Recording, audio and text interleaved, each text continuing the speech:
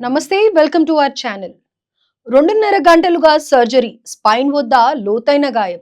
Saif health update. Doctors ఏం చెప్పారంటే, Bollywood hot spot ముంబైలో దిగ్భ్రాంతికర సంఘటన చోటు చేసుకుంది. ప్రముఖ నటుడు సైఫ్ అలీ ఖాన్ ఇంట్లో ఓ గుర్తు తెలియని వ్యక్తి చొరబడ్డాడు. ఆయనపై కత్తితో దాడి చేశాడు. 3 సార్లు పొడిచాడు. కత్తిపోట్లకు గురయ్యాడు సైఫ్ అలీ. సమాచారం అందిన వెంటనే పోలీసులు రంగంలోకి దిగారు. గాయపడ్డ సైఫ్ ను హుటాహుటిన ముంబై లీలావతి ఆసుపత్రికి తరలించారు. బుధవారం అర్ధరాత్రి దాటిన తరువాత ఈ ఘటన చోటు చేసుకుంది. బాంద్రా వెస్ట్ ప్రాంతంలో గల సద్గురు శరణ్ బిల్డింగ్స్ లో భార్య కరీనా కపూర్, 2 పిల్లలు తైమూర్, జెహ్ తో కలిసి నివసిస్తున్నారు Saif Ali. High security zone గా పరిగణిస్తూ ఉంటారు ఈ ప్రాంతాన్ని. ఆయన ఇంటికి ప్రైవేట్ భద్రత కూడా ఉంది.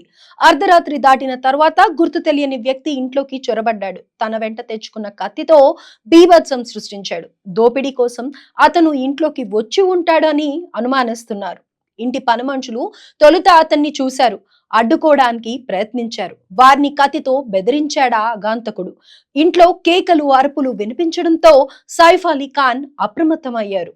పని వాళ్లతో కలిసి ఆ అజ్ఞాత వ్యక్తిని పట్టుకోవడానికి ప్రయత్నించగా ఆయనపై కత్తితో దాడి చేశాడు. 3 సార్లు కత్తితో పొడిచాడు. దీంతో సైఫ్ అలీ అక్కడే రక్తపు మడుగులో పడిపోయారు.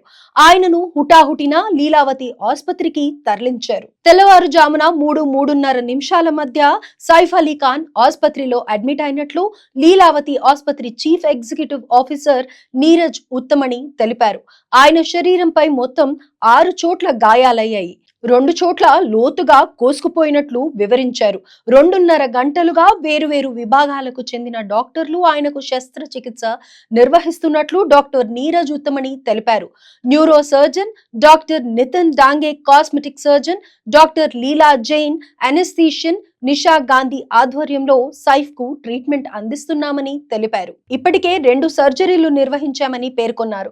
శరీరంపై మొత్తం 6 చోట్ల కత్తిపోట్లను గుర్తించామని డాక్టర్ నీరజ్ చెప్పారు. 2 లోతైన గాయాలున్నాయని వివరించారు.